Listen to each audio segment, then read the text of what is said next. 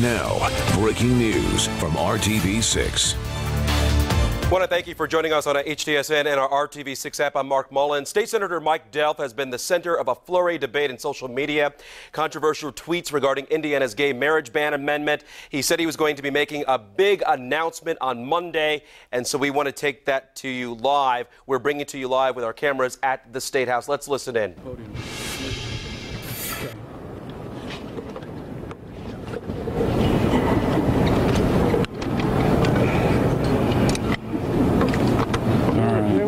Where'd this one go? The one that was down here. Let me see if I can make do with this. All right. We'll improvise. Well, first of all, thank you all so much for... Wait, sir. Wait, sir. All right. Take your time. All right. Let me know when you're ready.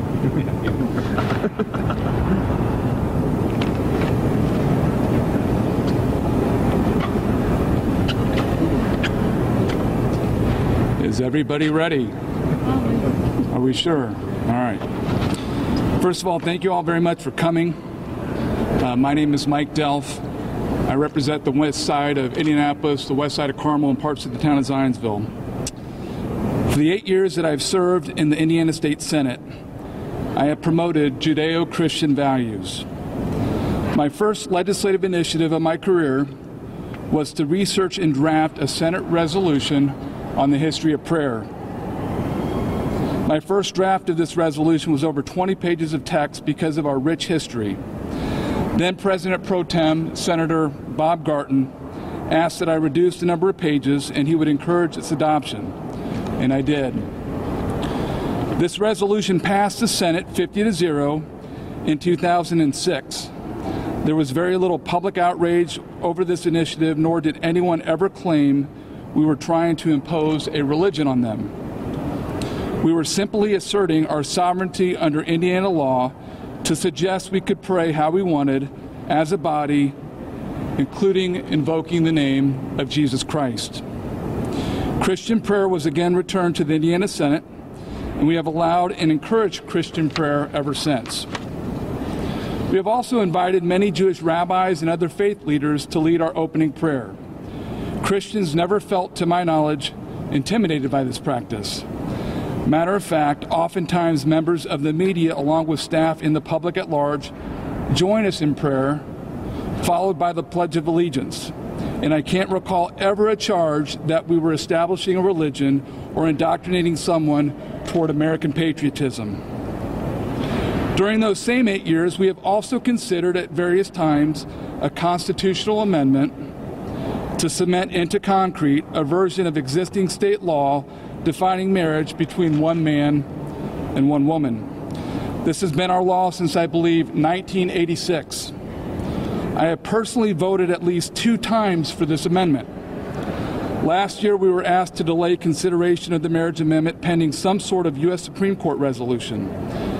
Simultaneously, there was significant opposition from major Indiana employers who had decided to target gay members of society for their workforce.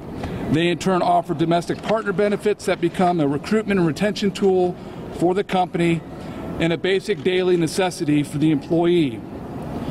Today, there remain many unresolved legal challenges in federal courts on this subject. However, we take an oath of office neither to a court, a judge, or a judicial opinion. We take an oath to the written laws themselves as laid out and enumerated by our United States, and our Indiana state constitutions. Last October, the Indiana Family Institute commenced a poll and found that over 60% of the voting public would vote yes if allowed to define marriage in our Constitution. Republicans, by their leaders within the Indiana General Assembly, were told that the marriage amendment would move quickly and that the voters would get a chance to vote in 2014 and the issue would be resolved once and for all, whichever way the public ultimately voted. Quote, "Let the people decide" was the talking point that we were asked to use. Republicans have constitutionally quorum-proof majorities or supermajorities in both houses of the legislative branch. Republicans have the most marriage amendment-friendly governor possible in Mike Pence, who continues to this day wanting the amendment to pass and be sent to the voters in 2014. He made a statement at the State of the State address in that regard and repeated a similar statement to Wish TV Channel 8, our local CBS affiliate, just a few days ago. The future of marriage belongs in the hands of Hoosier voters, not the courts, not the media, and not others in the cultural elite. In order for any constitutional amendment to be adopted, it must pass the Indiana General Assembly, followed by an election, and another passage by the new Indiana General Assembly before an up or down validation by the people of Indiana through a public referendum. That is the process, and as a result, it is a very difficult process for any measure to make it into our Constitution. This is as it should be, in my view. The two most powerful positions in Indiana state government are the Speaker of the Indiana House of Representatives and the President Pro Tem of the Indiana State Senate. Both are tasked with the thankless and powerful job of assembling leadership teams, creating a committee structure, hiring staff, assigning members to committee, assigning bills to committee, and setting legislative priorities for their respective chambers. I have said it once and I'll say it again. He who controls the process controls the outcome. And I believe the outcome for the marriage amendment was determined long ago by leadership, especially in the Senate. By in so doing, these leaders have turned their backs in the name of political correctness and inclusion on the core conservative base of the Republican Party. I will highlight just a few reasons why I think this way.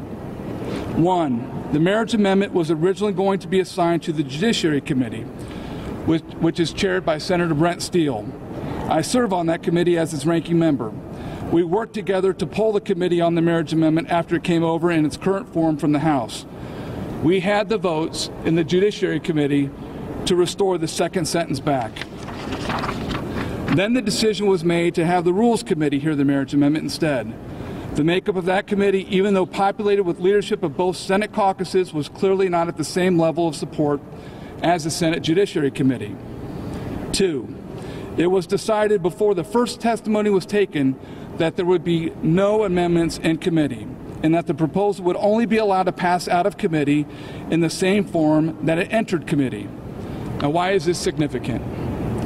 The Senate Democrats had already stated they would lock up against any second reading floor amendment to attempt to reinsert the second sentence.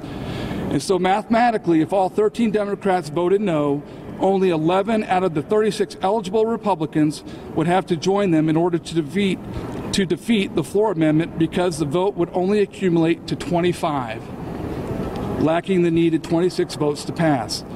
So even if 25 Republicans supported reinsertion of the second sentence, it would still be defeated on the floor with a roll call vote of 25 in support and 24 in opposition, lacking the constitutional requirement number of 26.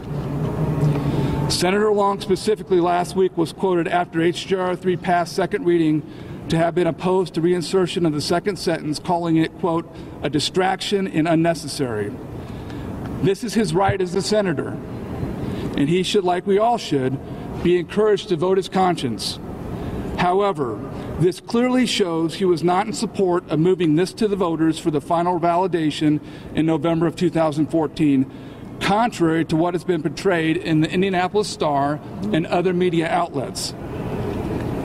Furthermore, at least one national pro-family organization has suggested that the first sentence carries minimal legal protection, without the second opening the door to alternatively acceptable legal forms beyond the definition of one man and one woman.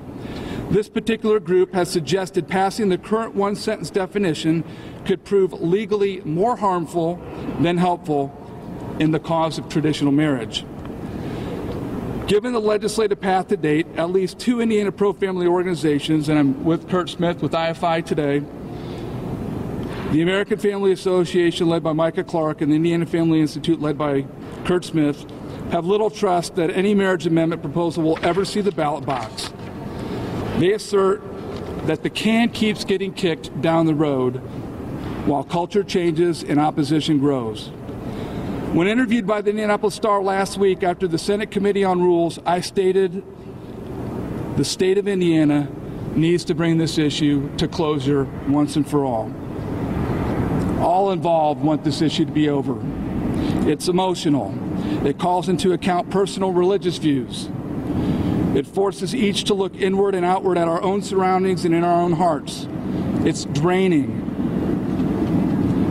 Senator Long was quoted that he expected floor amendments and debate on reinsertion while still in control of the process. Senator Cruz and I both introduced amendments. Based on my own roll call vote tally that I create on most every legislative initiative I lead, even if I called my amendment, I did not have 26 firm yes votes, assuming a roll call vote was called by the Democrats. Under that scenario, my amendment would have failed if called.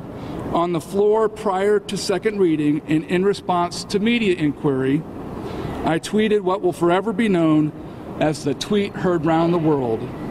That tweet stated, quote, HJR-3 second sentence is officially dead in the 2014 Indiana General Assembly. Not enough support to reinsert it on second reading, end quote.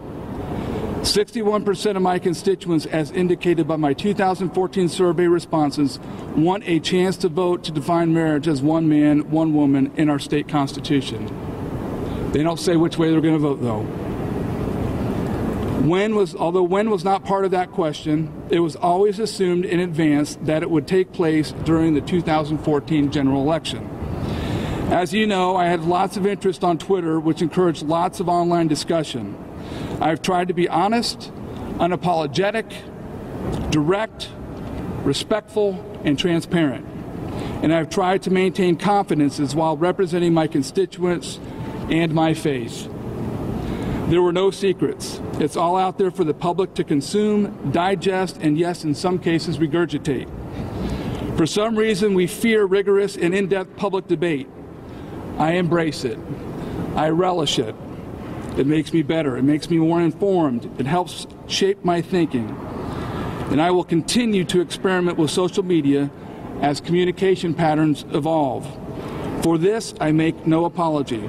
For my faith in plain spokenness, I make no apology. For defending my family in the manner I see fit as a father, I make no apologies. I hold my own independent town meetings to give opportunity to hear directly from constituents. This is how I met Annette Gross, a tireless advocate for her gay son in the Freedom Indiana Alliance. This is how I met Darrell Flake, one of the bravest men I know, sharing his life as a gay man publicly at my town meetings in Claremont. This is how I also met Glenda Reber, an evangelical concerned with religious freedom if gay marriage were to become law. All constituents have a right to meet with me and advocate their position. Sometimes we will agree, and other times we won't. But for the most part, the discussions are always productive and respectful. By now, you have learned also a little bit about my family, specifically my older brother, Stephen. And for the record, I have never done one thing to promote or encourage his gay lifestyle. But having Stephen as my brother, my older brother, and having him as part of my family has given me a unique perspective on this entire issue. And yes, I love my brother Stephen with all of my heart.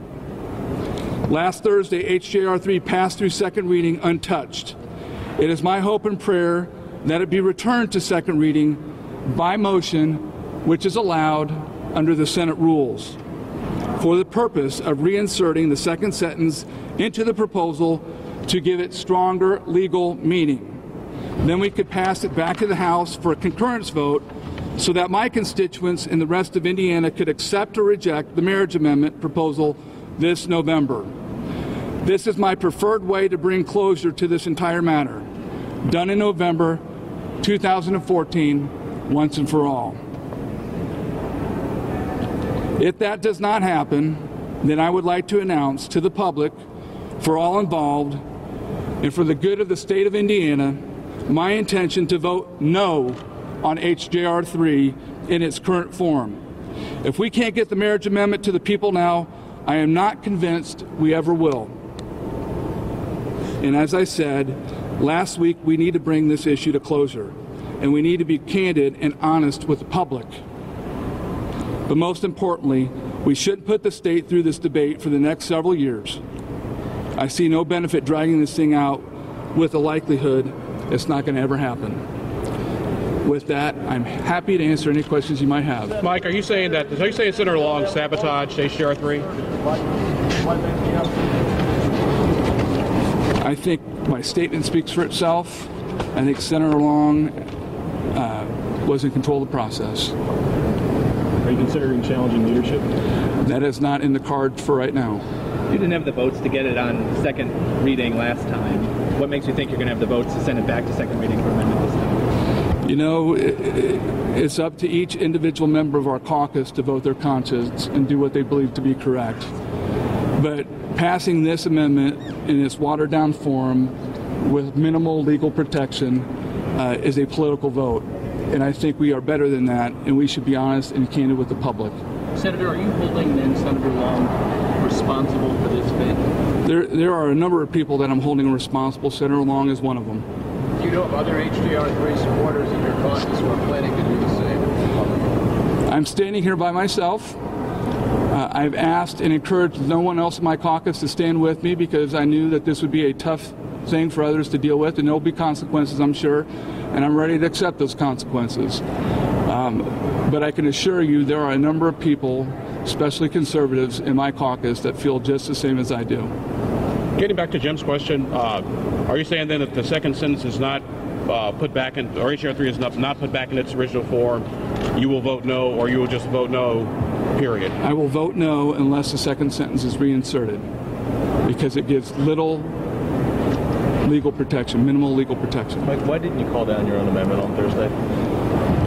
Without violating caucus protocol, and back to my statement, my vote tally did not show that I had the votes for it to pass.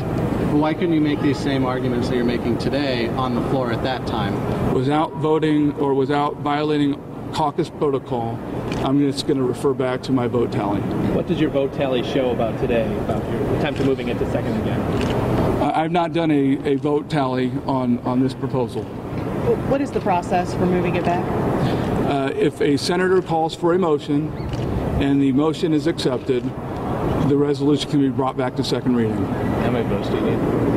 Well, it depends on the motion. The motion can be passed by voice vote. If a roll call vote is called, I would imagine 26 votes would be required to bring it back. If you take a... And yes, I believe that is a remote possibility. I think it's highly unlikely that will happen. If you take a vote tally and it appears to you that you can get 26 votes for that motion, will you make the motion anyway? The Senate Majority Caucus will talk about this issue and they'll make a decision today before we go to the floor. But you don't have to follow their decision. You can make that motion regardless of what they decide, correct? That is correct. Will you? We will see. But if the votes aren't there to put the second sentence back because the caucus has made it clear, what's the whole point of all this? Are you just sort of spinning your wheels, or? I'm making an announcement as a supporter of HJR-3 that I will not vote for this version of HJR-3 on the floor. And I have two pro-family organizations, the Indiana Family Institute, which supports me on that, as well as Micah Clark with the American Family Association. Two of our leading pro-family organizations are standing with me to try to get the second sentence reinserted on the floor. Kurt, how much weight do you guys carry upstairs? Because obviously, since the second sentence hasn't been put back in, you guys have been calling for it. It was taken up by the House. Nick, where are you?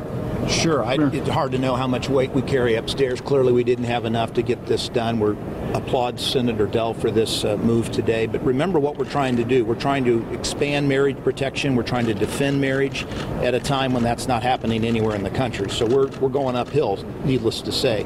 We've not lost any protections for marriage. We've just not made the gains that we wanted. You'd have to ask others upstairs how much clout we do or don't have. We certainly stand with Senator Delph today, and we applaud his extraordinary efforts to reinsert the second sentence. It's absolutely critically necessary that sentence be there to protect marriage. So in other words, then, if the second sentence is not put back in, you will encourage lawmakers to vote no and just kill the whole thing? We'll cross that bridge when we come there, but we support what Senator Delph is doing today to have a motion to restore to go back to second reading and restore the second sentence. We think that's the best thing. We also think that the process has unfolded in a way that doesn't help voters and constituents have confidence in their elected officials. There was hours of testimony, not one question. There was no discussion when the measure was approved. All the decisions were made out of the public's eye. When that kind of a gap of knowledge, people just assume. Some think they had a Lincoln Douglas-style debate behind closed doors, and it was very principled. Others think it was a political collapse to cover members' backsides. We don't know. We have no information or knowledge. So I don't think that helps confidence in the electorate. It might help explain why politicians and political institutions are so lightly regarded today. The senator's saying that might happen again here if he doesn't get the 26 votes. We understand the risks and accept those risks. But you just decried that process, said that by keeping it out of the public eye, why not? I think he's going to have a motion to. Again, we're going to try to get a vote. We're going to try to move on the floor for a motion to bring this back to second reading, to reinsert it, to give the marriage amendment legal significance. Without that, it's somewhat pointless to put the state of Indiana through this debate over the next couple of years, especially when there's very little confidence that even the watered-down proposal will see the light of the day down the road. Why do you think that's true? It's just an instinct. Just look at the process over the last several years. We've been having this conversation in one form for 12 years. Listen, if we can't get the marriage amendment with supermajorities in the House and the Senate, with the most marriage amendment-friendly governor in the history of the state of Indiana, if we can't get that done now, I don't know why anybody in their right mind thinks that it would be possible for that to happen 2 years or 1 year from now. It doesn't make any sense to me. Have you ever entertained the thought that just maybe your colleagues have just a different opinion on whether the marriage amendment is needed and people are actually voting in their conscience and believing what they think is right? I think everybody is trying to follow their conscience. I've not questioned people following their conscience, but I think when you're in specific leadership roles, you have an extra responsibility to the institution as well as voting your conscience. So if you're asking me, do I think Senator Long is violating his own conscience? No, I don't. But I also think that we need to be transparent and honest and candid with the public to let them know exactly where we are right now. And right now, the marriage amendment is not in a shape or form that has legal significance that means anything. So then it's just reduced to a political vote. And we don't need to put the public through a big, long, drawn-out discussion for just a political vote. Do you believe the governor could have actually won enough votes to get that second sentence back in there? You know, I'm not going to speculate on what the governor could or could not do. The governor's made it very clear that he wants the marriage amendment to go to the voters in 2014. He made that comment in the State of the State address, and he made that comment in a private interview with Jim Shello at Channel 8. He also made it clear that he was ending his involvement with the legislative process. You need to go talk to the governor about what his efforts were or were not. I can't comment on that. Has he talked to you? Has he encouraged you to do this? The governor has not encouraged me to do anything. I have spoken to him briefly, but he's not encouraged me one way or the other. Kurt, has this process been hijacked or sabotaged, in your opinion? I don't know I'd use those words. I don't think the process has been transparent. There's really not been a vote in the Senate on First Amendment versus or first sentence versus second sentence, and I think it's appropriate for the Senate to be on record. I think they owe that to their constituents and to the voters of the state. Senator, I just had somebody tweet to me say, you talked about the tweet heard around the world. They said they thought maybe some of your subsequent tweets were the ones that really heard around the world. I was on a roll. Yeah, you were. Yeah, first of all, let me make a couple of comments about the tweets. They were done on my own time, in my home. They were not used, my Twitter account is not a state asset. And so this idea that that's some sort of an establishment for me to share my faith with the public is incorrect. I will tell you that I'm very frustrated with our faith-based community, especially our evangelical component of our faith-based community. I think they've sat on their hands on this because of the political heat that they take for standing up for such a principled issue. And, I think they should be held accountable for that. So I make no apologies for my tweets. There were some tweets that I put out there that were done in humor. And so I asked people to have somewhat of a sense of humor, and there were some tweets that were out there that were more serious in nature, where I was trying to make a point. But I think a lot on the left is very hypocritical when they talk about tolerance and acceptance. They want everybody to be tolerant and accepting of their leftist views, but if a white Christian conservative stands up and shares his faith and shares his views, you see a wrath of intolerance. And I think I showed the world that with some of the retweets that I did in this Twitter exercise. You said you've never encouraged your brother in his gay lifestyle. Are you denying that what he said about you trying to hook him up with a gay college friend of yours? My brother has had a very difficult life. My brother has been in and out of jail. My brother's been on drugs. And I love my brother. And my brother has really challenged our family a lot over the last 20 to 25 years. And we've tried to stand by him each and every step of the way.